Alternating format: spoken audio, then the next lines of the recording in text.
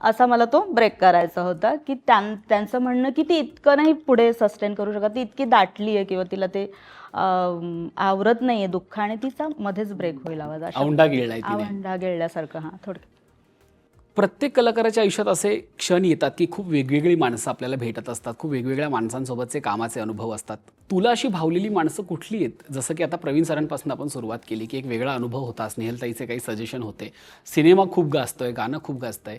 तशी अशी कुठली मोलाची माणसं आहेत की उर्मिला धनगरच्या आयुष्यात त्यांचं स्थान खूप आहे, तुला घडवण्यात म्हणता येईल किंवा तुझ्या ओव्हरऑल करिअरमध्ये, की त्या माणसांनी तुला म्हणजे आपण या संगीत संगीत क्षेत्रात तशी पण खूप आहेत. म्हणजे वैयक्तिक आयुष्यातली तर आहेतच, पण संगीत क्षेत्रातली पण खूप आहेत. मी म्हटलं ना की मी सारेगमपमध्ये असताना मी असं ज्या व्यक्तींना टी व्हीवर पाहत होते आणि मला असं झालं की अरे मी आत्तापर्यंत तर टी व्हीच्या ह्या बाजूला होते आणि मी कधी त्या बाजूला गेले मलाच कळलं नाही. कारण प्रत्येक कार्यक्रमांमध्ये ती माणसं भेटायला लागली, इतके मोठे मोठे कलाकार, आणि मला असं व्हायचं आणि मग यांच्याशी काय बोलणार किंवा कसं बोलणार, पण ती माणसं स्वतः माझ्याशी बोलायची, अगं तुला ओळखतो, किती छान गातेस तू, मस्त आम्ही पाहिलं तुझे एपिसोड्स वगैरे. तर मग आपल्याला असं छान वाटतं, म्हणजे की सामावून घेतलं सगळ्यांनी. तरी प्रकर्षाने नावं मी सांगेन, मकरंद अनासपुरे आहेत, इतके छान बोलतात. आजही ते भेटल्यानंतर ती माणसं का मोठी आहेत ना, ती त्यांच्याकडे आपण जेव्हा त्यांच्या सहवासात आपण असतो ना तेव्हा आपल्याला कळतं. नाना पाटेकर आहेत, ज्यांनी देऊळच्या वेळेला खूप लक्षात ठेवलं मला, आणि नुसतं लक्षात नाही ठेवलं तर त्यानंतर देखील त्यांनी मला अनेक चित्रपटांच्या गाण्यांसाठी सुद्धा सजेस्ट केलं माझं नाव, किंवा मला पर्सनली फोन करून त्यांनी सांगितलं की असं असं आहे. काही गोष्टी पुढे घडल्या नसतील, पण मला हे खूप भाग्याचं वाटतं की आपण लक्षात राहतो माणसांच्या, आणि ते आपली दखल घेतात. गुरु ठाकूर आहेत, प्रत्येक ठिकाणी ते नक्कीच सजेस्ट करतात आपलं नाव, आणि मला वाटतं ही फार मोठी गोष्ट आहे. म्हणजे आपल्याला त्यातून संधी मिळते आणि मला वाटतं पुढे जाण्यासाठी सुद्धा मदत होते. तर आणि पुन्हा आमचे परीक्षक आहेत, परीक्षक जोडी आहेत, सलील सर आहेत, अवधूत सर आहेत, ही तर मंडळी आहेतच, पण त्या व्यतिरिक्त तुम्ही मला म्हणालात म्हणून कलाकार मंडळीतली ही काही नावं अजून पण खूप आहेत. म्हणजे माझ्याशी मला असं वाटतं की खूप कमी माणसं असतील की जी बोलली नसतील किंवा काय, पण मोस्टली म्हणजे छान आहे सगळे. आपण देऊळ बंद विषयी बोललो, मला देऊळचा पण किस्सा ऐकायला आवडेल, कारण की देऊळ आणि मग परत नाना पाटेकर, ते काय घडलं होतं तेव्हा? खूप चांगला अनुभव होता. म्हणजे ते जे गाणं आहे वेलकम हो राया वेलकम, हे इतक्या महत्त्वाच्या सिच्युएशनला ते गाणं येतं चित्रपटात सुद्धा, तर तशी पण त्या गाण्याची खूप खास विशेष असं स्थान आहे. तर उमेश कुलकर्णी त्या चित्रपटाचे दिग्दर्शक, त्यांनी मला कॉल केला होता आणि ते ठरलं होतं सगळं. पण झालं काय की त्यावेळेला काहीतरी इंडिया पाकिस्तानची मॅच होती, तर ते सगळंच त्यावेळेला सगळं बंद होतं. तर मी राहणार बदलापूरला त्यावेळेला, आणि मग मुंबईत ते रेकॉर्डिंग, मी म्हटलं मला आता मिळणार नाही, कारण त्यावेळेला माझ्याकडे माझी अशी गाडी नव्हती. आम्ही गाडी बुक करायचो आणि मग नंतर ते सगळं म्हणजे मॅनेज होणं तसं कठीण होतं तेव्हा. तर मी त्यांना तसं सांगितलं, तर त्यांनी अरेंज केली गाडी.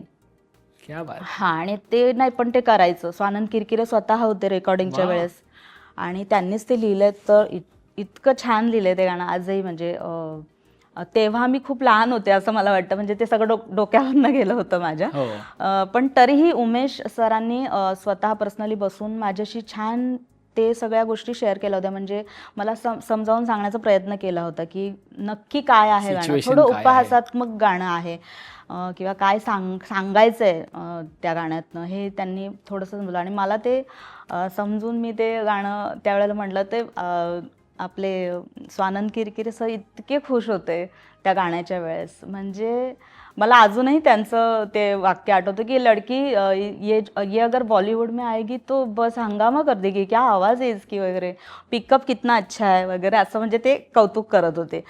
तर आता आपल्याला साहजिकच आहे की खूप भारी वाटत होतं ते गाणं करताना, आणि ते करून सुद्धा खूप सुंदर घेतलं त्यांनी. कारण तसं बघायला गेलं गाणं तर ते खूप सोपं नाही आहे.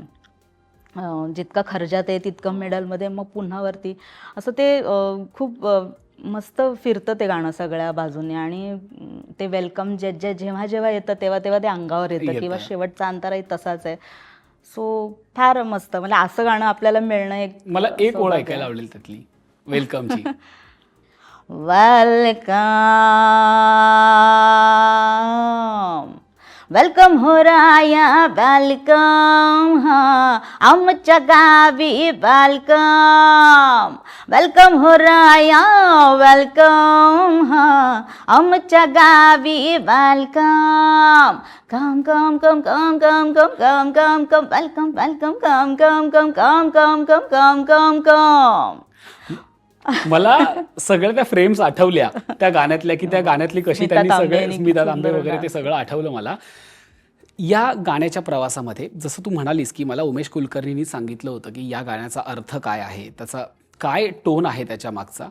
तुला असं वाटतं का की आवाज तोच आहे, म्हणजे उर्मिला धनगर लावणी सुद्धा गाते, भावगीत सुद्धा गाते, सुगमबाई गाते, गाणं जसं बदलतं तसं त्याच्यातले भाव बदलत असतात, त्यातली स्टोरी बदलत असते, आशय बदलतो, तसं तसा आवाज बदलतो का? तुला काय अनुभव आहे ह्या विषयीचा, गाण्यातले शब्द आणि त्याचा आशय? नक्कीच बदलावा लागतो, कारण प्रत्येक जसं आपण म्हणतो भाव वेगळा असेल. जर प्रेमगीत आहे तर तो तसाच आपल्याला आवाजात ती काय म्हणूया आपण, मुलायमता जी काय असेल ती आपल्याला आणावी लागते. तेच जर लावणी असेल तर थोडंसं ठसकेबाज झालं पाहिजे ही अपेक्षा असते. आयटम सॉन्गमध्ये आणखीन थोडं की त्या भावना, मादक थोडंसं जे अपेक्षित असतं त्या चित्रपटाच्या अनुषंगाने, ते सगळं आपल्याला त्या भावना त्या गाण्यांना देता आल्या पाहिजेत. मला जर दोन डिफरन्स बघायचे असतील, बापरे. आपण असं धरूया की एक लावणी आणि दुसरं समजा की तू कुठलंही घे, किंवा भावगीत घे किंवा भक्ती घे, काही घे, मला एक एक ओळ दोन्ही गाण्यांची, की दोन्ही गाण्यांमध्ये कळेल की काय उर्मिलाने जादू केली आहे. तशी मला शर्यत पिक्चरमध्ये दरम्यान आला होता चित्रपट, आणि त्यात तशी 2 गाणी होती. सचिनजींचा. येस, विजू माने यांनी दिग्दर्शित केला होता, आणि त्याच्यामध्ये एक आयटम सॉन्ग होतं आणि एक लावणी, असं दोन्ही गाणी मी गायची असं ठरलं होतं. आणि दोन्ही गाणी उत्तम अभिनेत्री त्याला मिळालेले आहेत. शिलाच्या आईचा घो हे नेहा पेंडसे यांनी केलं, आणि भिंगर भावली ही जी लावणी आहे ती भार्गवीताईंनी केली. केली. तर त्याच्या अनुषंगाने मी तुम्हाला सांगू शकते. जर आयटम सॉन्ग पाहिलं शिलाच्या आईचा घो, तर ते असं ते सांगण्यात येतं की असे बसलेत सगळे, किंवा पत्ते खेळत आहेत, ते दारू आणि ते सगळ्या गोष्टी आहेत. तर मग कसं म्हणेल ती डान्सर, ज्वानीचा तडका दिल में भडका, पाणी कोणीतरी पाहजना, इश्काची गोळी तंग चोळी, मालूम लाई गावरान हा, अशा पद्धतीने. आणि ती जी लावणी आहे भार्गवीताईने जी केली, ती पण इतकी सुंदर, अशोक बागवेंचे शब्द आहेत, फार छान लिहिले. मी भिंगर भावली, मी भिंगर भावली, पाण्यामंदी भिजली, नी पाण्याला लागली आग आग आग, रानामंदी अव रानामंदी एकटाच डुलतो या नाग, अव रानामंदी एकटाच डुलतो या नाग, अव रानामंदी एकटाच डुलतो या नाग. वा वा वा. हे जे आपण म्हणतो ना की शब्द समजून गाणं, ह्या शब्द समजून गाण्यामध्ये कुठेतरी साहित्याचा वाटा आहे तुझ्या आयुष्यात? कारण मी असं विचारतोय, जगाला कदाचित माहीत नसेल की तू गायिका म्हणून सर्व परिचित आहे, पण तुझं साहित्यावरती अभ्यास आहे, तू त्याच्यात शिक्षण घेतलंयस, म्हणून विचारतो, साहित्याचा अभ्यासाचा कुठेतरी याला उपयोग होतो का, जोड मिळते का? होतो ना, नक्कीच होतो. जसं लिटरेचर आपण म्हणतो की त्याच्यात आपल्याला विविध स्तरावरचा अभ्यास करायला मिळतो. म्हणजे ग्रामीण साहित्य, म्हणजे माझ्या वेळेला असं होतं की ग्रामीण साहित्य होतं, दलित साहित्य होतं, आणि स्त्रीवादी साहित्य होतं. तर ते शिकत असताना मग आपल्याला पात्रानुरूप किंवा सगळं कुटुंब व्यवस्था काय काय जे जे असेल त्या अनुषंगाने आपल्याला अभ्यास करावा लागतो.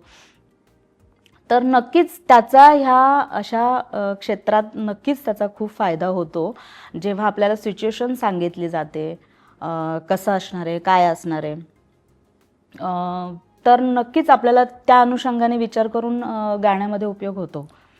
आणि किंवा ती स्त्री कशी आहे, काहीतरी गोष्टी असतात. मग आपण तो विचार करायची आपल्याला ती थोडीशी समज सवय मिळते. असते.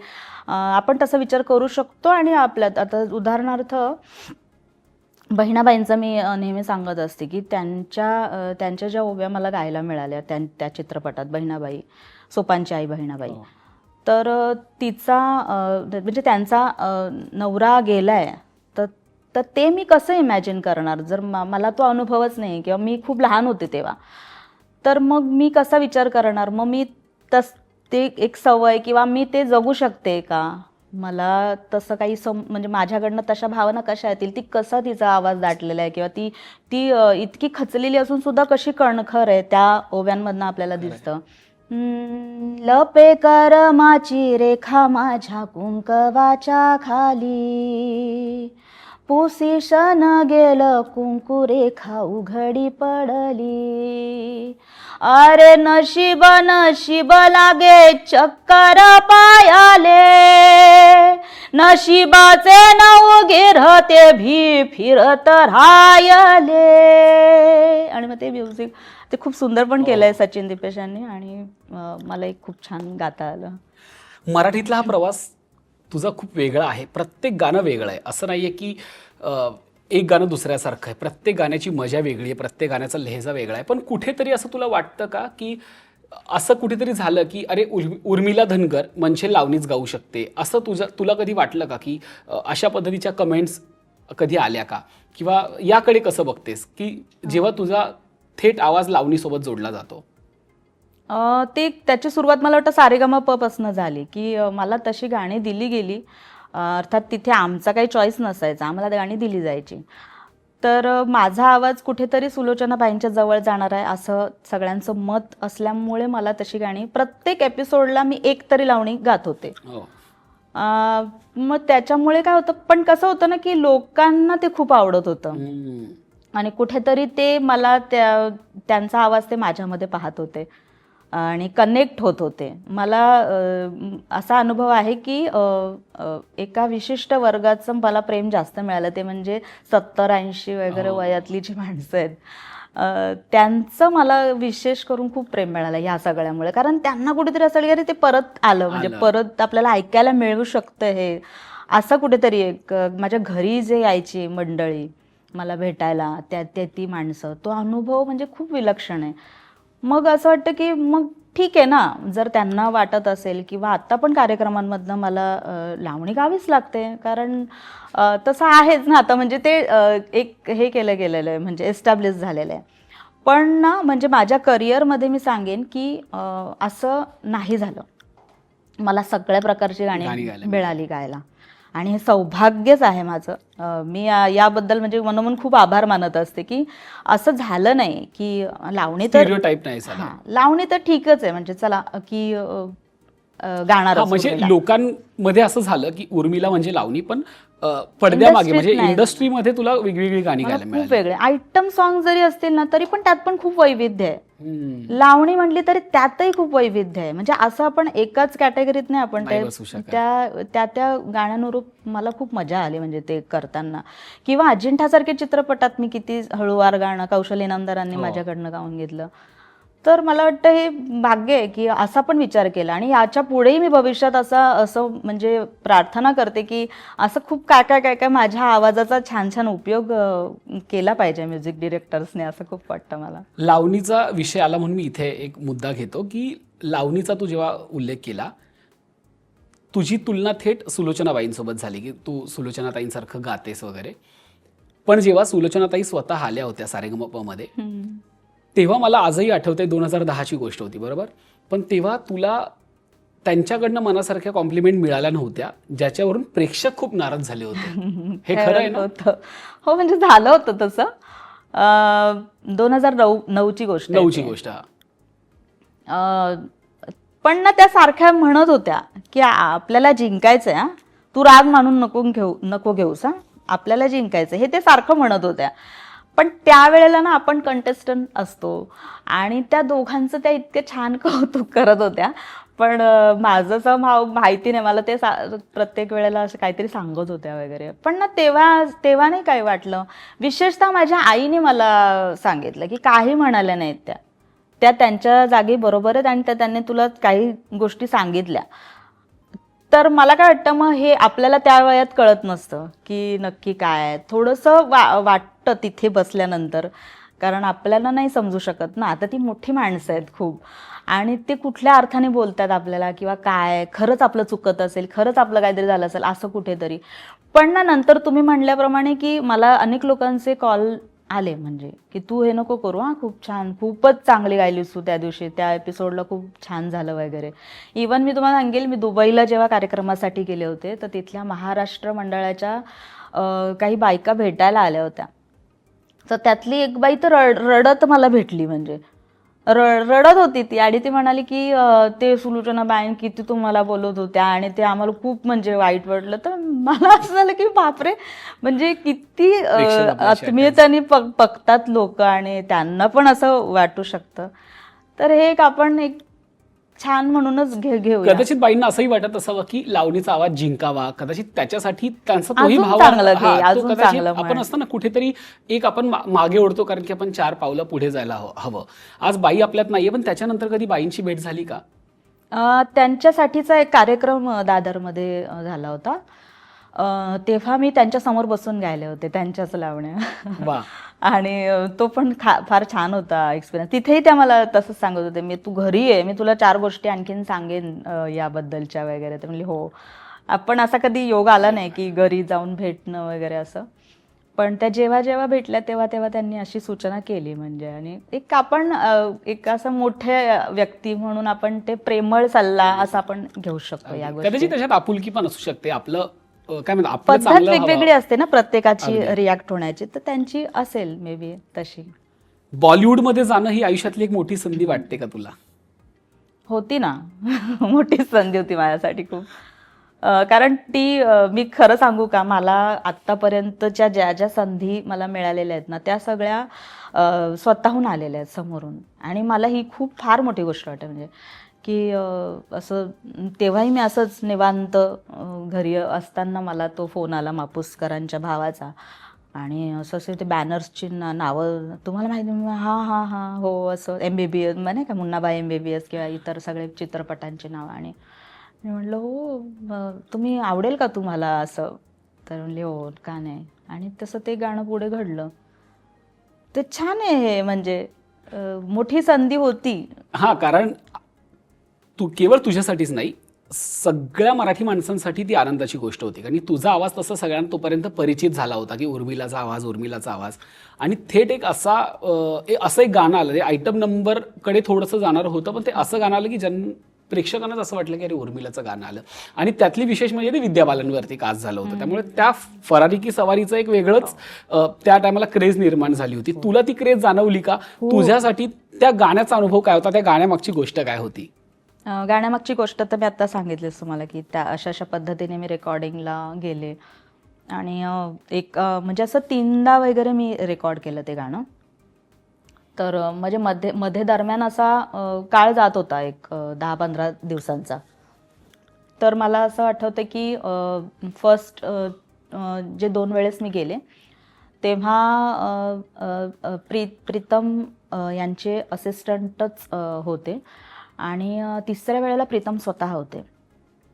तर ते स्वतः असं म्हणजे गुरु ठाकूर होते, गुरु ठाकूरांनी लिहिलेलं आहे. तर गुरु ठाकूर मला म्हणाले, बघ उर्मिला, कसं आहे ना, खूप लोकांकडे जाऊन आलं हे गाणं, पण तुझं ते नाटक तेरा वगैरे जे शब्द आहेत ते कुठेतरी बघ, म्हणजे शेवटी तुला मिळालं ना जर हे गाणं तर मग ते तुझं असं. तर हे म्हणजे हे कसं असतं ना, म्हणजे शेवटी ते म्हणतात ना दाणे दाणे पेले खाणेवाले, तसं ते काहीसं होतं. तर फिरून ते गाणं माझ्याकडेच आलं. आणि प्रीतम सर वगैरे तर म्हणजे अशी ती मंडळी असं आपल्याला विचारतात, ठीक लग रहा है आपको, मतलब वो मला जाऊ दे, मतलब ये इतना ही साइन है, असा खाली नाही लग रहा है ना वगैरे, अशा चर्चा. म्हणजे इतका मोठा म्युझिक डिरेक्टर आणि तो असं आपल्याशी हे आता म्हणजे तसं बघायला गेलं तर आपण कसं त्यांना काय बोलणार किंवा सांगणार. पण तरी देखील आपलं मत विचारात घेतलं जातं तिथे. मोठी गोष्ट आणि आहे. खूप कौतुक करतात. त्यांना इतकं कौतुक आहे ना ह्या सगळ्या टोनल क्वालिटीचं, किंवा आपण जे वन टेक गातो काही गोष्टी, ते ती लोक भयंकर डोक्यावर घेतात आणि त्यात ते खूप ॲप्रिशिएट करतात आपल्याला. आणि मग जेव्हा हे गाणं पूर्ण झालं, बाहेर आलं, जो काही प्रतिसाद मिळाला, त्याच्यानंतर काय फरक पडला तुला? मला असं वाटतं मी प्रत्येक न्यूज चॅनलशी बोलत होते, प्रत्येक रेडिओ चॅनलशी बोलत होते. म्हणजे इतकं ते पसरलं गाणं आणि त्याची इतकी चर्चा झाली. माझे इतके इंटरव्ह्यूज होत होते त्यावेळेला की मराठी मुलगी, हो. मराठी मुलगी, आपला मराठी आवाज, विद्या बालनला मराठी आवाज वगैरे, हे खूप झालं होतं त्यावेळेस. पण खरंच म्हणजे खूप मोठी संधी होती. विद्याजींकडनं मिळालं याचं ॲप्रिसिएशन? हो, मला प्रोडक्शन हाऊसमधनं फोन करून सांगण्यात आलं होतं की जेव्हा जेव्हा तुझं गाणं वाजतंय शूटच्या वेळेस, तर सगळे खूप विचारतात की किसकी आवाज आहे. तसंच विद्या बालन यांनी सुद्धा विचारले किसकी आवाज आहे, कौन आहे लडकी. तर सांगितलं गेलं त्यांना असं. बाकी प्रमोशनच्या वेळेस आम्ही सगळे एका मंचावर असे होतो. हो. बोलणं नाही झालं, पण आम्ही एका मंचावर होतो आणि तिने डान्स केला होता प्रमोशनच्या वेळेस. त्या कार्यक्रमात आम्ही उपस्थित होतो. एवढं. क्या बात आहे. एक ओळ त्या गाण्याची. मेरे मर्द का मिजाज भारी, वादा करके है लाया फेरारी, देख है पुरा कोलीवर, आता थोडा तो भाव मला खाऊ दे, मला जाऊ दे, मला जाऊ दे, मुझे जाने दे, हाँ मला जाऊ दे. वा वा. तू जसं म्हणालीस की प्रीतम सरांनी तुझं कौतुक केलं, विद्याताईलाही तो आवाज आवडला. त्याच्यानंतर बॉलिवूडमधून कामं मिळाली तुला? कारण की आपल्याकडे एक म्हणतात ना, एका कामातनं दुसरं काम मिळत जातं. आली, मला 2-3 वेळेला विचारणा झाली. एक मी सांगेन, इस्माईल दरबार यांचे भाऊ, त्यांनी कॉल केला होता. पण मी असं होतं की मी गाणे ऐकते आधी. म्हटलं मला ऐकायला मिळेल का, कसं आहे गाणं. तर ते तसंच होतं साधारण.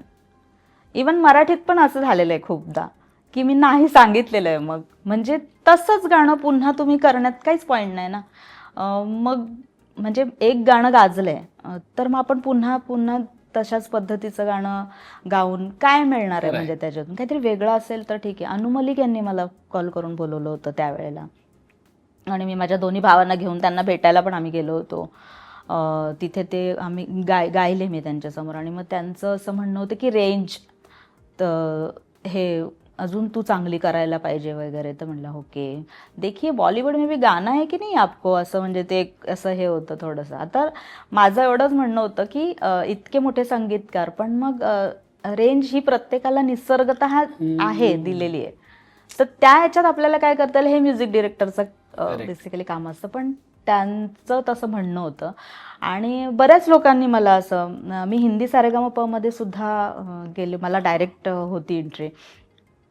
तोही अनुभव आहे की मी गेलेले असताना देखील तिथे जो काही प्रकार होता की गाण्याव्यतिरिक्त ज्या इतर गोष्टी होत्या त्या मला पटतच नव्हत्या.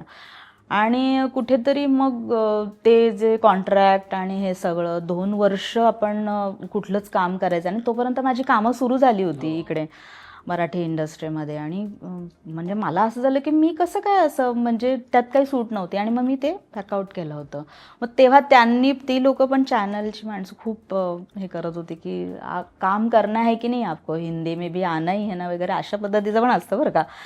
पण म्हटलं बघूया. आणि तसं एवढं होऊन सुद्धा मला जाऊ दे सारखं गाणं बॉलिवूडमध्ये गायला मिळालं. पण तुला असं वाटतंय का की तेव्हा जर हिंदीतलं सारेगमप कंटिन्यू केलं असतं तर कदाचित हिंदीत जास्त संधी मिळाल्या असत्या किंवा तू त्या ट्रॉफीपर्यंत पोहोचू शकली असतीस? पोहोचली असते, कारण मराठी ऑडियन्स होताच पाठीशी. पण तेच मी म्हणाले ना, जसं ते एक वातावरण, जसं मराठी सारेगमपचं एक वातावरण होतं ना, ते मी सांगते ना, इतकं हेल्दी आणि इतकं छान. तर मग मला असं झालं होतं की एक रियालिटी शो आपण इतका छान केलेला आहे, मग त्याला का आपण पुन्हा, म्हणजे काय मिळवायचं आहे मला गाणी मिळतातच आहेत ना. आता तुम्ही म्हणालात की जसं संधी मिळायची ती कशी पण मिळू शकते आपल्याला.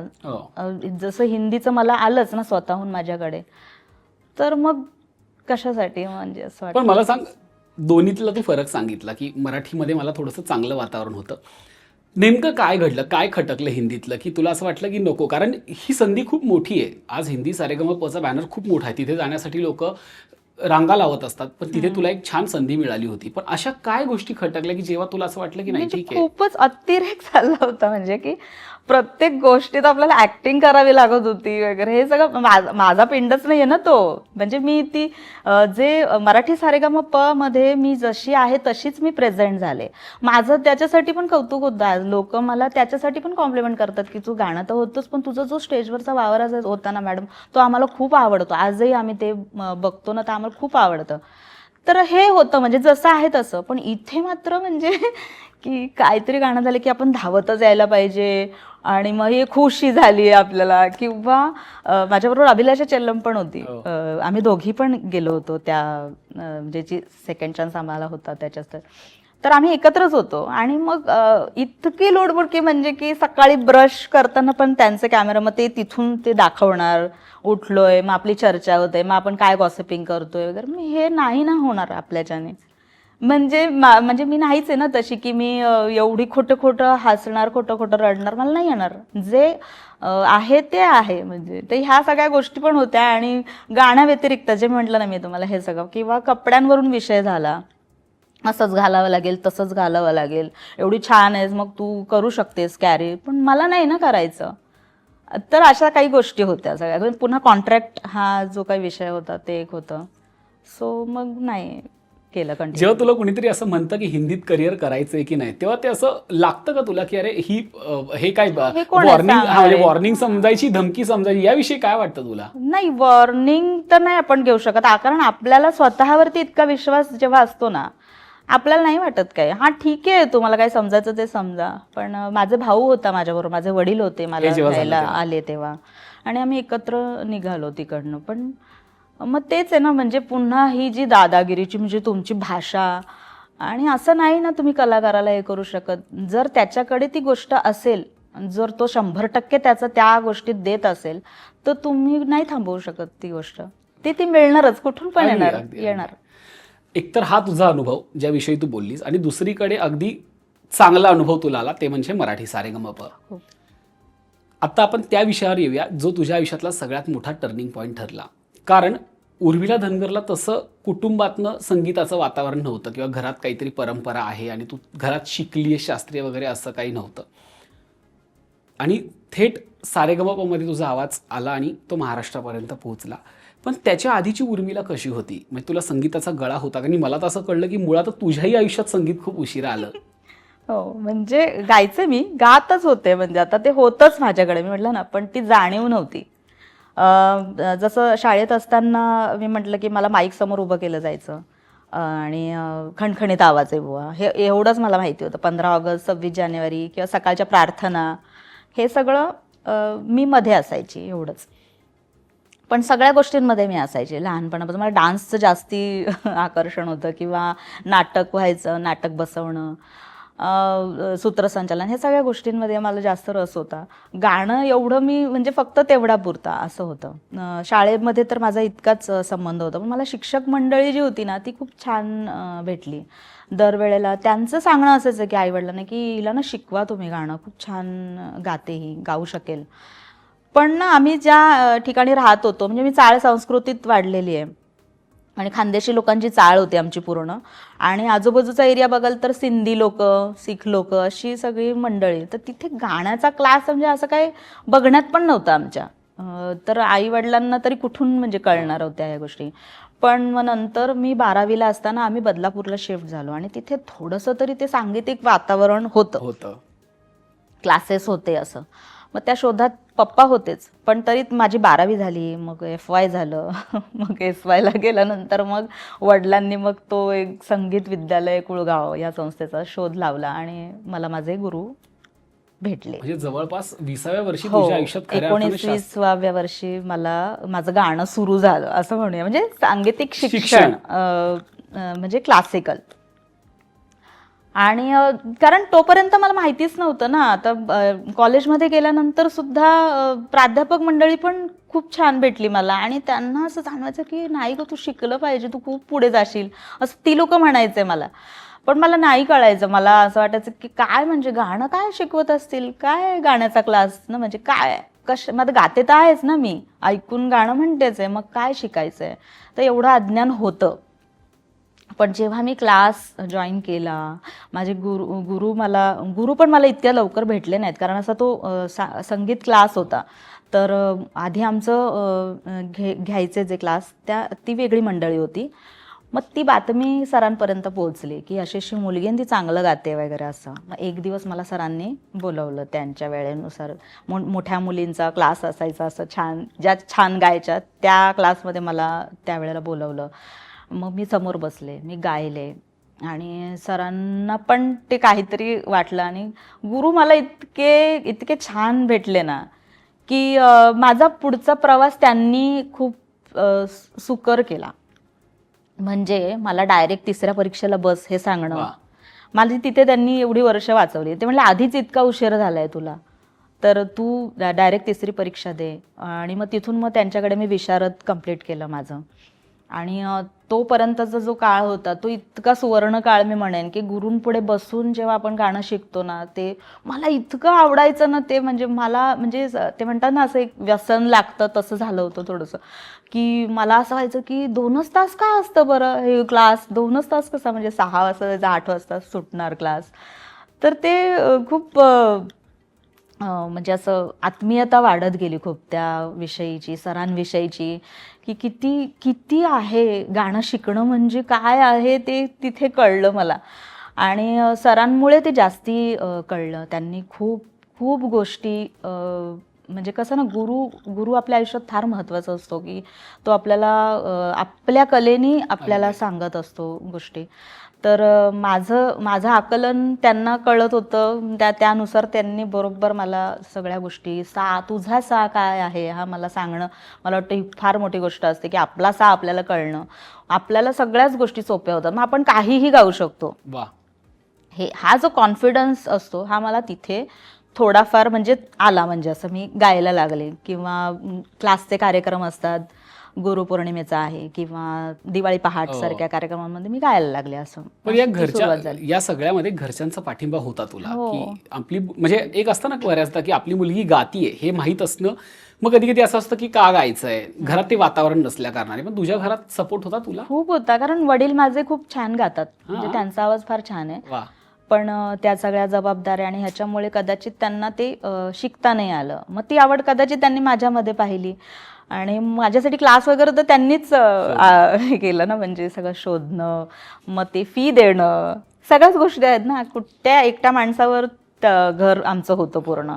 पण त्यांनी कधी असं व्हायची चिडचिड होते त्यावेळेला, कारण एकट्या माणसावर जेव्हा असतं तेव्हा ती 500 रुपये फी पण खूप जास्त वाटत असेल तेव्हा, तो काळ पण तसा होता. पण तरीही त्यांनी कधी हे केलं नाही, त्यांनी शिकवलं. म्हणजे आम्ही आमचं शालेय शिक्षण पण करत होतो ॲट अ टाइम, आणि मी गाणं पण शिकवत होते. तर मला खूप, आणि त्यांना कळतच असेल ना कुठेतरी की आवाजाचं काहीतरी व्हायला पाहिजे. आणि जशी जशी आपली प्रगती थोडी थोडी दिसते, आपण गातो, लोकांसमोर गातो, तर त्यांनाही ते कुठेतरी छान वाटतच असेल आणि वाटत असेल ना पुढे जावं अजून. आणि मग जेव्हा या लेकीनं सारेगमपची ट्रॉफी घरात आणली तेव्हा काय समाधान होतं त्यांच्या चेहऱ्यावर? खूप. ते ट्रॉफी येण्याच्या आधीपासूनच जे समाधान होतं ना त्यांचं, की म्हणजे माझ्या ऑडिशन्सच्या पासून ते माझ्या बरोबर होते दोघंही, आई पप्पा. कारण मी म्हटलं ना, घर कॉलेज एवढंच माझं हे होतं आयुष्य. आणि त्याच्याही आधी जेव्हा आम्ही बदलापूरला शिफ्ट झालो, माझ्या आईला स्पॉन्डिलाइटिस वगैरे सगळं सुरू झालं, तर मग ती घरातली एक जबाबदारी होती, ती पण सांभाळून मी हे सगळ्या गोष्टी केलेल्या आहेत.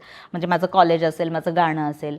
मला सांगायला आवडेल की मी फर्स्ट इयर MA ला असताना मी रेडिओ जॉकी म्हणून पण जॉब केलेला आहे आकाशवाणीवर, आकाशवाणी मुंबई केंद्र.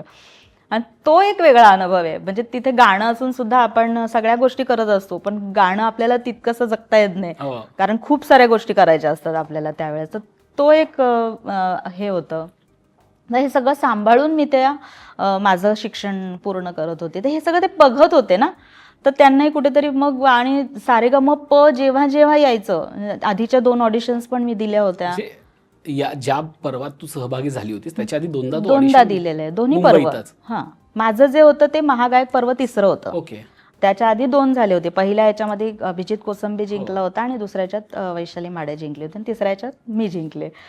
तर ती दोन्ही पर्व ऑडिशन देऊन पण जेव्हा होत नव्हतं तर ते पप्पांना फार हे व्हायचं आणि ते चिडचिड करायचे. म्हणजे असं की का म्हणजे तूच काहीतरी चुकीचं गायलं असशील वगैरे इतकं. म्हणजे त्यांना ते खूप असं मला तेव्हा वाटायचं की हे काय इतके चिडतात. पण त्यांची पण मानसिकता आपण समजू की त्यांना असं व्हायचं की काहीतरी झालं पाहिजे, का होत नाही इतकं चांगलं असून, म्हणजे त्यांना असं वाटू शकतं.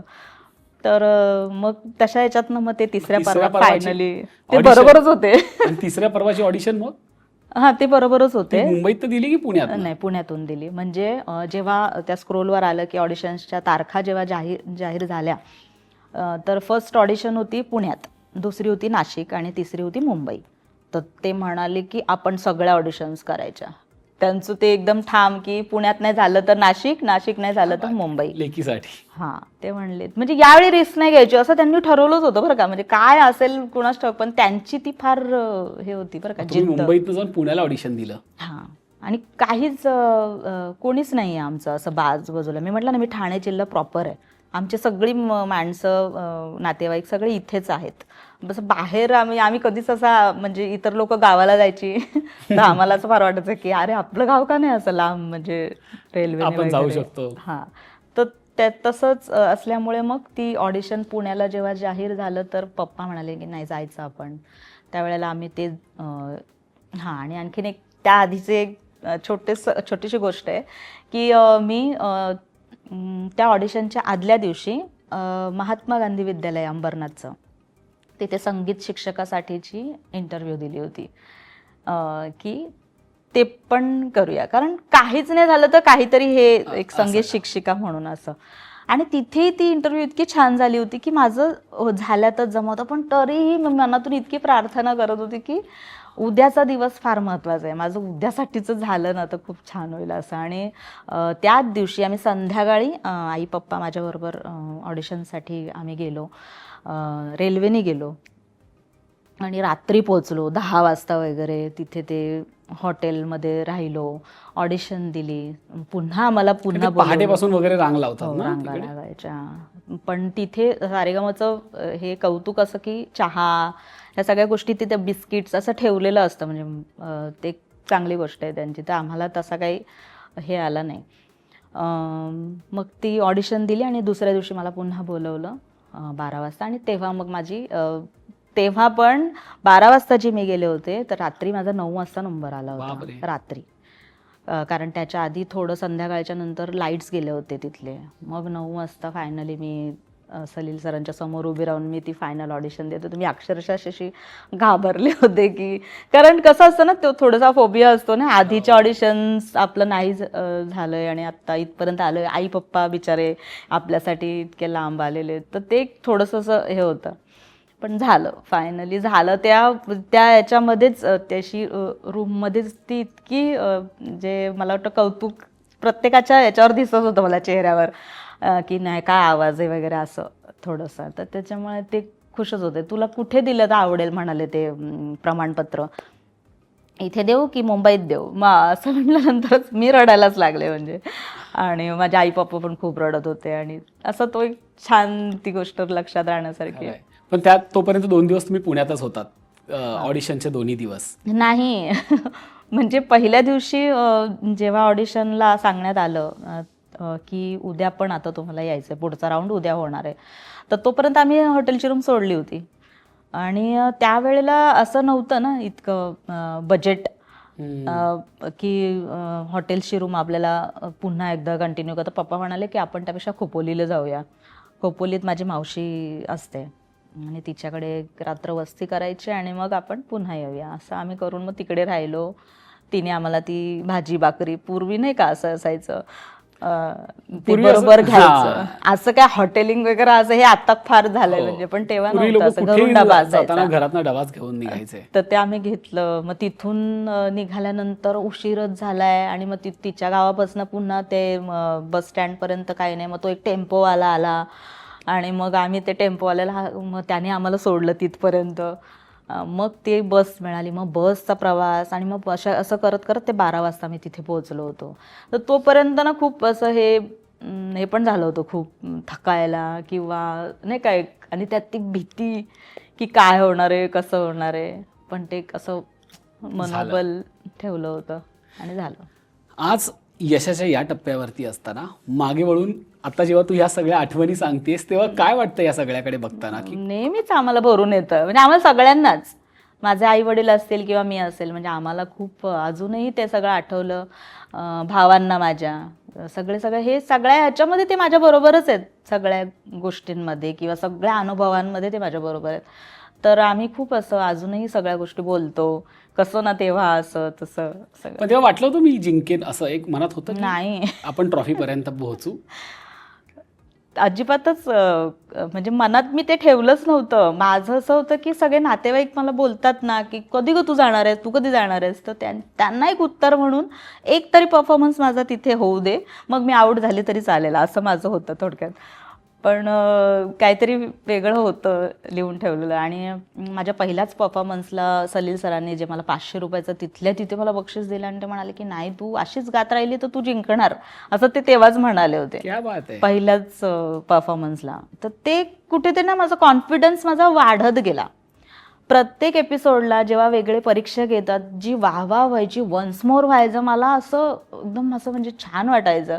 कारण अशा वातावरणाला मी सामोरीच गेले नव्हते ना, एवढे 10 कॅमेरे, एवढा ऑडियन्स आणि पल्लवी जोशी आणि ते जजेस एवढे मोठे, म्हणजे मी अर्धी गळूनच गेलेली असायची. पण तरी पण नाही, म्हणजे ते जो असतो ना, ते प्रेम जे असतं ना, ते कलाकाराला असं म्हणजे उत्स्फूर्तता देतो, म्हणजे आपण एनर्जेटिक होऊन ते गातो, आपण राहतो तसं. परफॉर्मन्स देतो, असं ते झालं. ते होत गेलं म्हणजे खरं म्हणायचं. त्या पर्वामध्ये अनेक दिग्गजांनी परीक्षक म्हणून हजेरी लावली होती. खूप दिग्गज मंडळी तुम्हाला भेटायला आली.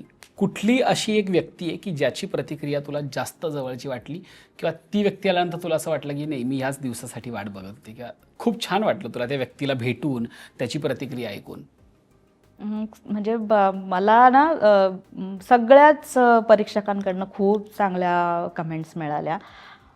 आणि आपले जे महत्त्वाचे हे जे 2 परीक्षक होते, तेच इतकं छान बोलायचे दर परफॉर्मन्सला माझ्याविषयी, तर मग मला ते त्याच्यामुळेच इतकं भारी वाटायचं. आणि इतर म्हणाल तर रवींद्र साठे एकदा आले होते आणि तेव्हा पण असंच झालं होतं की ते फारच भारी वन्स मोर वगैरे सगळं झालं. आणि मग अवधूत सर म्हणाले की तू ना आता हेच करत जा, तू समजायलाच लागत जा, तू मायकल जॅक्सन आहेस, तू शाहरुख खान आहेस, तू समजायला लागत जा. कारण असं होतं. आणि तू जेव्हा नंतर आता कार्यक्रम करशील तेव्हा तू सांगतच जा आयोजकांना, एक ॲम्ब्युलन्स पाहिजे कारण हार्ट अटॅक येणार आहेत. असं ते फारच झालं होतं म्हणजे. हा, किंवा आग लग जाती है वगैरे अशासाठी फायर ब्रिगेड मागवत जा वगैरे असं सगळं. आणि मला खरंच याच्यातलं काही कळत नव्हतं, कारण मला बॅकग्राऊंडच नाही आहे ना सांगितली की मला कळेल की काय असतात कार्यक्रम, काय असं रेकॉर्डिंग, हे सगळं मी नंतर अनुभवलं.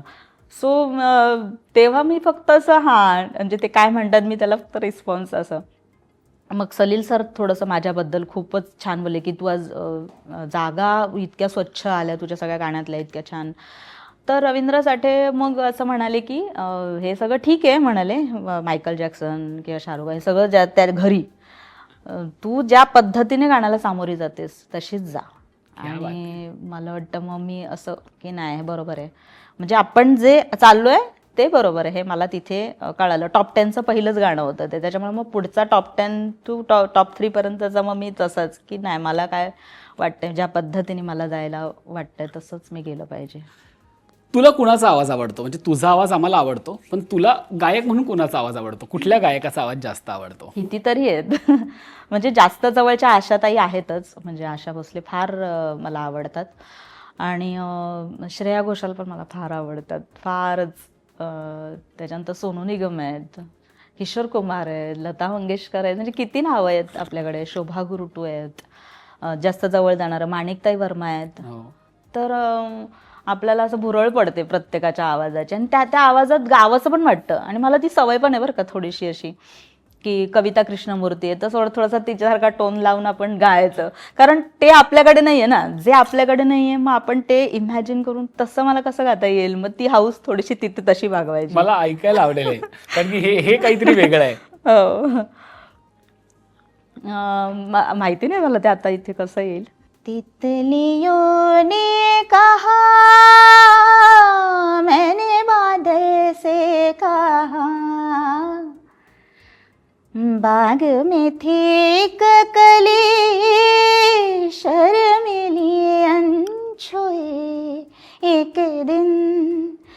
चंचला भवरा गया, असं म्हणजे आपण एक थोडासा तसा आवाज लावणं.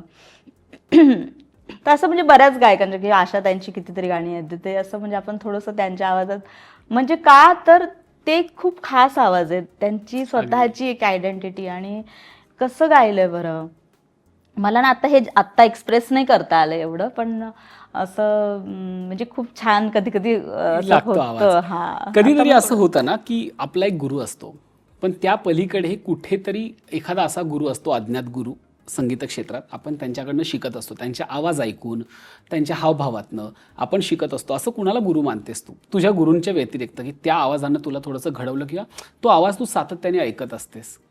एक तर मी मुंबई युनिव्हर्सिटीमधनं जेव्हा मी लाईट म्युझिक डिप्लोमा केला तेव्हा मी सरांव्यतिरिक्त आणखीन कोण तर अच्युत ठाकूर त्यांच्यासमोर बसून मी आणि तुझ्या गुरूंचं नाव काय? अच्युत जोशी. अच्युत जोशी. आणि हे अच्युत ठाकूर. ओके, म्हणजे आधीचे गुरु अच्युत जोशी आणि मग अच्युत ठाकूर तुझ्या आयुष्यात आले. गुरु माझे अच्युत जोशीच आहेत. त्या एकमेव गुरु आहेत ज्यांच्याकडे मी गाण्याचं शिक्षण घेतलं. नंतर मी दुसऱ्या गुरूंकडे गेलेच नाही. तर मी जेव्हा लाईट म्युझिक डिप्लोमा केला तेव्हा अच्युत ठाकूर होते तिथे शिकवायला, आणि त्यांच्या समोर मग जे शिकण्याचा अनुभव आहे, त्यांची ती देहबोली, त्यांच्या जे एक्सप्रेस करण्याच्या ज्या अशी पद्धत होती ना, जागा न जागा, काय गाणी आहेत त्यांची, ते शिकताना म्हणजे असं वाटलं बापरे हे काय आहे, म्हणजे हे असं पण असतं. आणि इतकी, कारण कसं होतं सरांकडे मी जेव्हा शिकत होते ना, तर म्हणजे क्लासिकल तर आम्ही करतच होतो, पण सर ना आमच्या कार्यशाळा पण घ्यायचे, म्हणजे सुगम संगीताच्या. मग त्याच्यात जी काही गाणी शिकवली जायची, म्हणजे मी सांगते की अशी कितीतरी गाणी आहेत जी मला माहीत पण नव्हती. आणि मी खरंच सांगते, मला असा अभ्यासच नव्हता माझा काहीच, मी फक्त गाणं ऐकत होते आणि बॉलिवूड जास्त ऐकायचे, म्हणजे म्हणून हिंदी गाणी वगैरे हे जास्ती मला माहिती आहेत. मराठी गाणी मला माहीतच नव्हती, फार मोजके असतील. मग मराठी सारेगामा पस जेव्हा आलं ना, तेव्हा मी सगळी गाणी नव्याने बसवलेली आहेत, आणि जेवढी गाणी मी तिथे गायलेली आहे एपिसोड्समध्ये, ती सगळी पहिल्यांदा गायलेली आहे बरं का. काय सांगते? हां, म्हणजे असं कधीच नाही की, कारण मी म्हटलं ना की कार्यक्रम मी काही करत नव्हते किंवा काय नव्हते, म्हणजे मी सगळं पहिल्यांदा बसवून ते गात होते, आणि त्यालाच मला इतकं असं छान प्रोत्साहन मिळत होतं, म्हणून मला आणखीन कॉन्फिडन्स. त्यावेळी तू म्हणालीस की मराठी गाण्यांचं एवढं काही तुला माहित नव्हतं, पण जी हिंदी गाणी तू ऐकायचीस घरी, ती कशावर ऐकायचीस किंवा त्याचं पाठांतर कसं व्हायचं? ते पण तो काळ कसा होता की आत्तासारखं युट्यूब आणि हे सगळं नव्हतं तेव्हा. मग तेव्हा ते टीव्हीवर कधीतरी लागायचं आपल्याला आवडणारं गाणं. आशाताईंची किती गाणी, म्हणजे माझं प्रेम आहे फार त्या सगळ्या. ती लक्षात कशी ठेवायचीस गाणी? मी लिहून काढायचे. टीव्हीवरती गाणं आलं की तू लिहून काढायचीस? मला सवय होती ती माझी वही आणि पेन ठेवलेलंच असायचं. जेव्हा अमुक एक गाणं लागायचं मला माहिती असायचं, किंवा तो चित्रपट लागायचा त्या वेळेला, केबल असायचं, आणि मग तेव्हा तो चित्रपट नाही, अरे ह्या चित्रपटात हे गाणं आहे मला माहितीच असायचं. मी आधीच ते तयार ठेवायचे की ते गाणं लागलं की मी ते लिहून काढा, अशी माझी आजही ती वही आणि ते सगळं ठेवलेलं आहे, म्हणजे आहे माझ्याकडे. पण मी अशी गाणी बसवलेली आहेत, म्हणजे ते लिहायचं, मग नंतर पुन्हा कधी ऐकायला मिळेल, मग पुन्हा जेव्हा तो नेक्स्ट टाइम लागेल तेव्हा ते ऐकायचं, तेव्हा पुन्हा त्याची रिव्हिजन मग तेव्हा होईल. अशा पद्धतीने ती गाणी बसवायचे मी. तुझ्या बोलण्यात मगासपासून सातत्याने आशाताईंचा उल्लेख येतोय, त्याही आज आपल्यात नाहीये. कधी भेटण्याचा योग आला आशाताईंना? नाही आला? म्हणजे एका कार्यक्रमात होतो असं, म्हणजे जेव्हा मला मिफ्ता अवॉर्ड मिळाला, कुठल्या गाण्यासाठी, वेलकम हो राया, देऊळच्याच गाण्यासाठी मला मिळाला मिफ्ता अवॉर्ड, आणि आम्हाला सगळ्यांना सिंगापूरला नेलं होतं, महेश मांजरेकरांची टीम सगळं. त्या कार्यक्रमात आशाताई होत्या, आणि त्यांना ट्रिब्यूट म्हणून त्यांची गाणी सादर करायची होती आम्हाला. मग तशा याच्याने मी त्यांना तिथे असं जवळून बघत होते, किंवा स्टेजवर त्या बसल्या होत्या आणि आम्ही असं समोरून त्यांना बघत होतो. आणि नंतर नमस्कार करताना आम्ही सगळ्यांना चान्स होता की स्टेजवर जाऊन, तेव्हा मी त्यांना डोकं टेकून त्यांच्या पाया पडले होते. हे एवढंच, पण ते सगळीच होते ना, सगळी माणसं, तर ते एवढं मला बोलता नाही आलं. तू या संगीत क्षेत्रात इतकी वर्ष काम करते, सारेगमप पासून, तुला इथे सपोर्टिव्ह वातावरण जाणवलं का? की वातावरण कसं आहे इंडस्ट्रीमधलं गायकांसाठी? कारण कलाकारांशी जेव्हा आम्ही बोलत असतो तेव्हा आम्हाला अनेक अनुभव येतात. तर तुझा अनुभव काय आहे इंडस्ट्रीविषयी?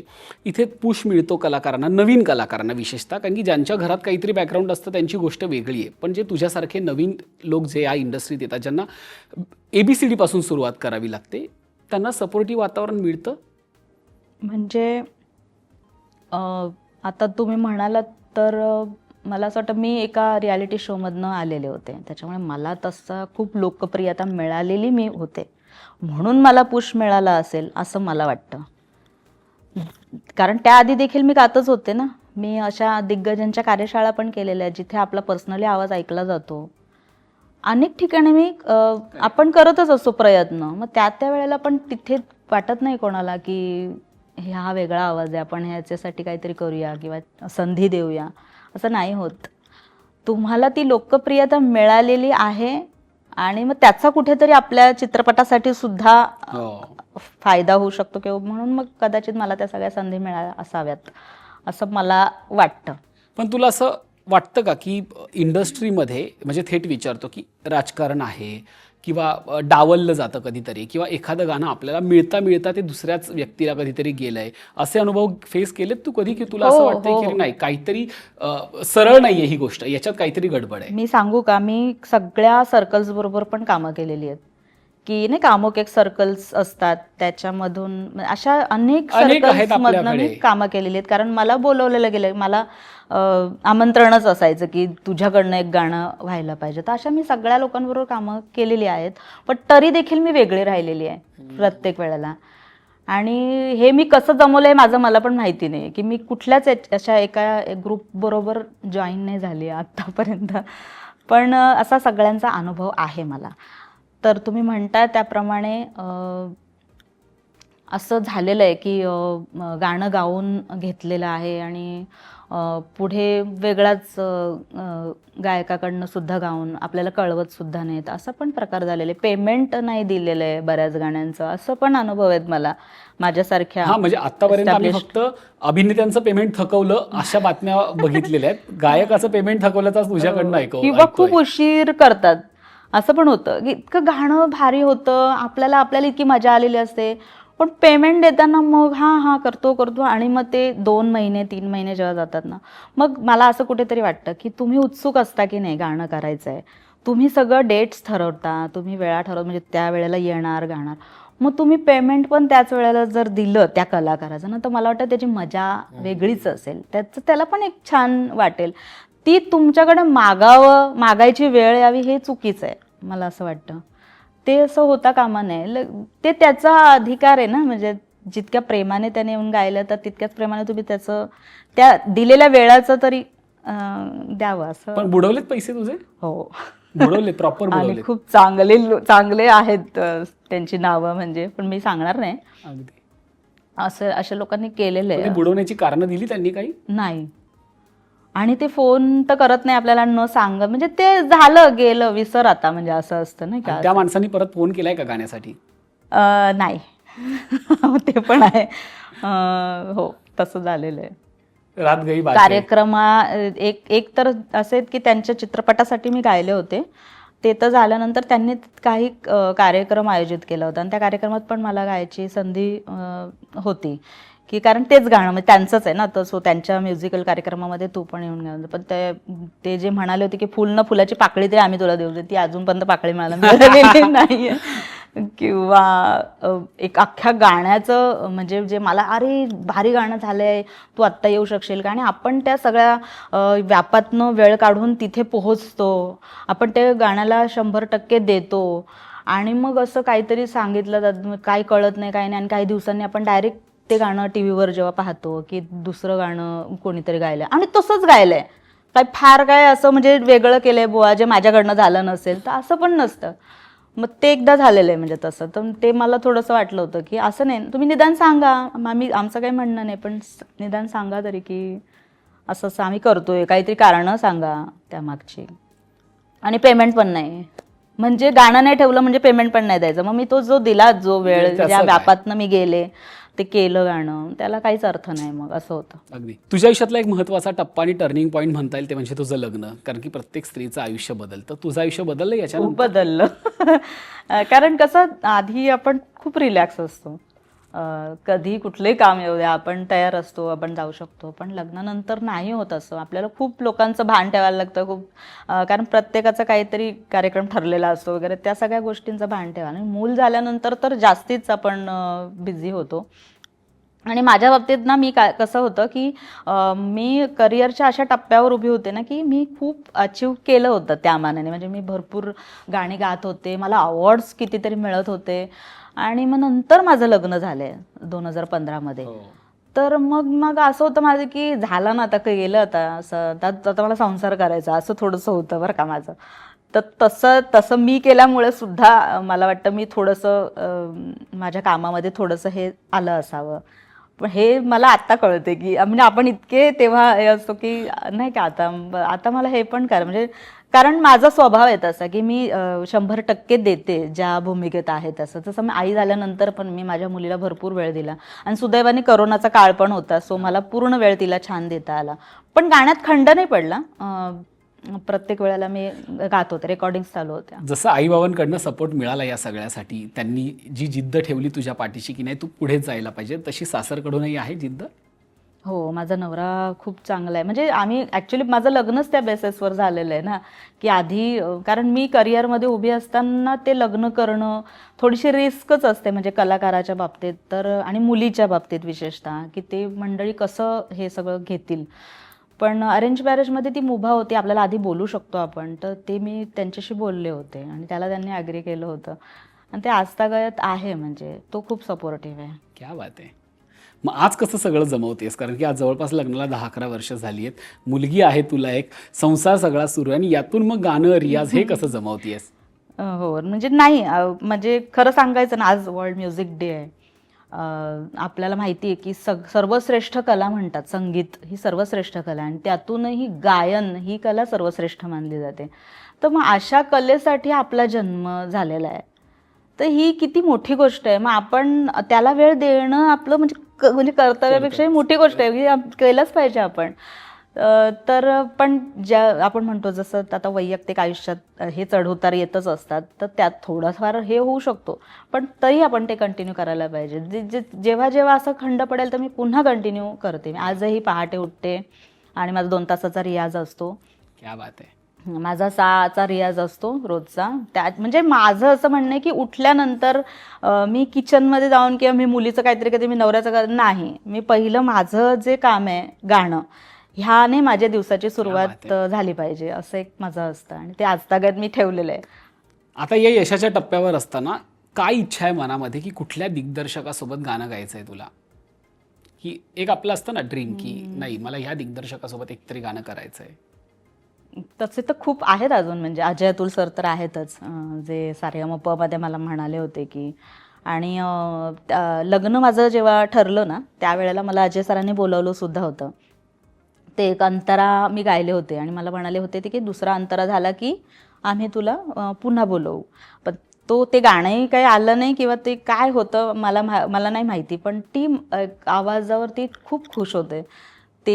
ती जी मोमेंट होती मला खूप आत्ताही आठवतं की ते खूप खुश होते आणि ते प्रत्येक जागेला ते हे करत होते की काय मस्त होतंय वगैरे, छानच आहे. म्हणजे असं मी पत्रिका दिली होती त्यांना लग्नाची की तुम्ही माझ्या लग्नाला या, म्हणजे तेव्हाचाच तो काळ होता. ते म्हणले हो मस्त असं तसं, पण ते नाही झालं समहाव काय. पण ते अजूनही आता असं वाटतं की संधी यायला हवी किंवा तसं आलं तर ते बोलवतीलच, असं पण एक आहे मनातून की करतील विचार.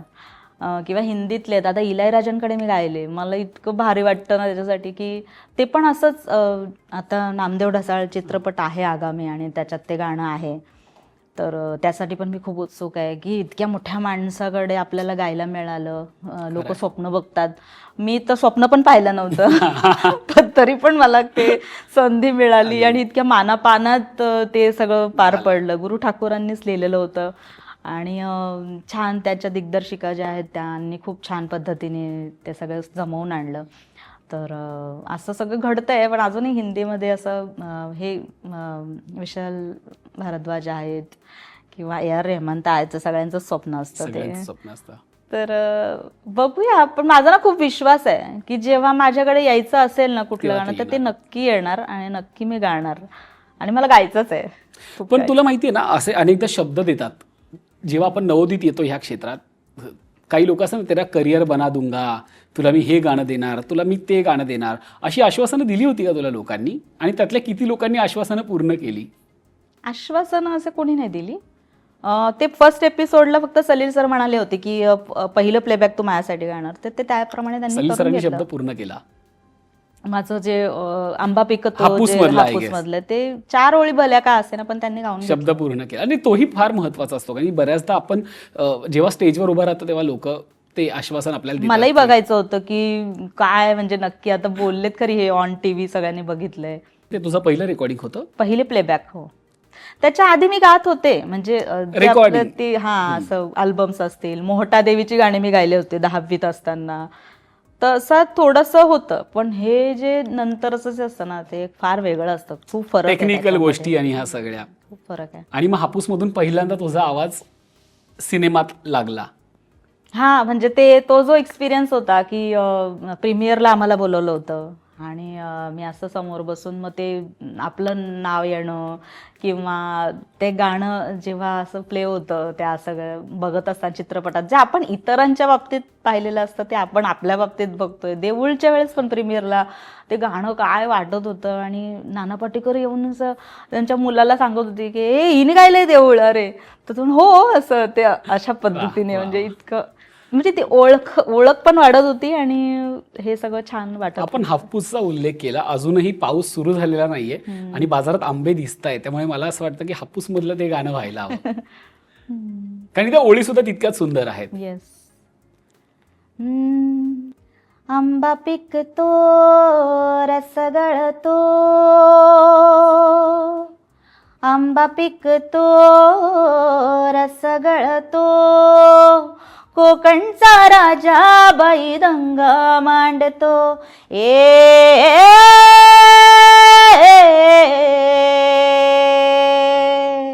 आंबा पिकतो रस गळतो, कोकणचा राजा बाई दंगा मांडतो.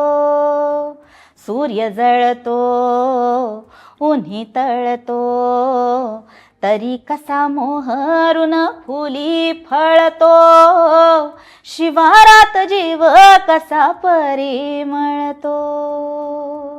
वा वा वा. खऱ्या अर्थानं मला असं वाटतं हे गाणं आता सध्या खूप चालतंय. तुला माहिती इंस्टाग्रामवरती तर या गाण्याच्या बऱ्याच रील्स आहेत, कारण की सध्या लोक कोकणात फिरायला जात आहेत, आंबे खात आहेत, त्यामुळे या गाण्याची अजूनही क्रेज आहे. म्हणजे सिनेमाला इतकी वर्ष झाली तरी हे गाणं, हे शब्द अजूनही तसेच आहेत. किंवा मला असं अनुभवलं की खूप लोक कनेक्ट पण झाले या झाली. गाण्यामुळे की अरे कुठे वगैरे काय असं लोकांचं ते थोडंसं प्रेम आणि काय आवाज, आम्ही अजूनपर्यंत तुला फॉलो करतो वगैरे असं. जेव्हा तुला असे प्रतिक्रिया येतात तेव्हा तुला काय वाटतं की मस्त वाटतं. लोक इतकं छान आपल्याविषयी बोलतात, किंवा असं एखादी प्रतिक्रिया कलाकारांकडनं तर तुला आल्याच असतील, सामान्य प्रेक्षक जो आपला वाटतो आपल्याला त्याच्याकडनं आलेली एखादी दाद की जी तुला खूप भावते? खरं तर त्यांच्यामुळेच आपण असतो, हे जे म्हणतो आपण ना तो प्रेक्षक रसिक वर्ग. आणि मला ना कुठेतरी असं हे खूप वाटतं याचं की मी याच्या आधी का नाही असं खूप सोशल मीडिया मी का नाही केलं वगैरे असं खूप वाटतं. म्हणजे कारण मी खूप लांब होते त्या सगळ्यापासून, पण आता कुठे मी ते कनेक्ट होते किंवा मी जे गाणी सादर करते मला खूप प्रेम मिळतं. आणि मग कलाकाराला दुसरं काय हवं असतं की इतकं छान दाद जेव्हा दाद मिळत मिळते, असते बरोबर. किंवा हवासा वाटतो आपला आवाज इतक्या लोकांना, तर मग मजा येते गायला आणि गात राहावं. गाण्यासाठी जन्म झालाय आपला. क्या बात आहे, क्या बात आहे. मला सांग, तुझ्या आयुष्यातली शायनिंग मोमेंट कुठली की ज्याने तुझं आयुष्य शाईन केलं असेल? तुझ्या आयुष्यातला एखादी अशी घटना असेल की ज्याने तुझं आयुष्य बदललं असेल? मला वाटतं सारेगमपच असेल ते शाईन म्हणजे काहीच्या काही शाईन होते मग ती. कारण टी व्हीवर आपण दिसणं आणि इतक्या चांगल्या स्वरूपात नावारूपाला येणं हे खूप विलक्षण होतं. म्हणजे हा माझ्या आयुष्यातला जसं मी म्हणते टर्निंग पॉईंट होता. तर त्याच कारण कधी असं इमॅजिनच नव्हतं केलं. कधीच नाही. म्हणजे मी तर म्हटलं ना की मी एक गाणं गाऊन मी आउट झाले तरी चालेल इथपर्यंत माझं विचार होता. असं नसताना मी कशी तिथपर्यंत गेले आणि मी विनर झाले त्या पर्वाची. म्हणजे हे मला वाटतं खूप असं छान आहे, म्हणजे शायनिंग मोमेंट जे ते. गायिका उर्मिला धनगर यांचा शाईन करणारा सांगीतिक प्रवास आपण पाहिलाच. असंच तुम्हालाही शाईन करायचं असेल तर स्क्रीनवर दिलेला QR कोड नक्की स्कॅन करा आणि PNGचे दागिने खरेदी करा. आणि डिस्क्रिप्शन बॉक्स आणि कमेंटमध्ये दिलेली PNGच्या लिंकवर नक्की क्लिक करा. तुझ्या प्रत्येकच गाण्यानं धुमाकूळ घातलाय, पण मला असं वाटतं गुलाबाची कळी हे गाणं रोज कुठे ना कुठेतरी वाजताना दिसतं. म्हणजे असं म्हणतात ना की एखाद्या गायकानं गायलं की त्याचे स्वर आकाशात कुठेतरी वाजतच असतात सतत. तसं ते गाणं आहे की रोज कुणाच्या तरी ते फीडवरती कुठेतरी चाळीमध्ये ते ऐकू येतच. खूप पॉप्युलर. मला असं वाटतं की त्या गाण्यानं या मुलाखतीचा शेवट व्हायला हवा. नक्की. ए गुलाबाची कली बघा हल्दी न माखली, आली लाली गोऱ्या गाली उतू तू चालली, नटून थटून लाजते जणू चांदणी, नटून थटून लाजते जणू चांदणी, गुलाबाची कली बघा हल्दी न माखली, आली लाली गोऱ्या गाली उतू तू चालली. वा वा वा. आजचा हा तुझा सांगीतिक प्रवास ऐकून पाहून खऱ्या अर्थानं वर्ल्ड म्युझिक डे साजरा झाल्यासारखा वाटतोय. ताई खूप खूप आभार आणि खूप खूप धन्यवाद. या वेळात वेळ काढून आलीस आणि इतक्या छान गप्पा केल्यात. थँक्यू खूप आभार.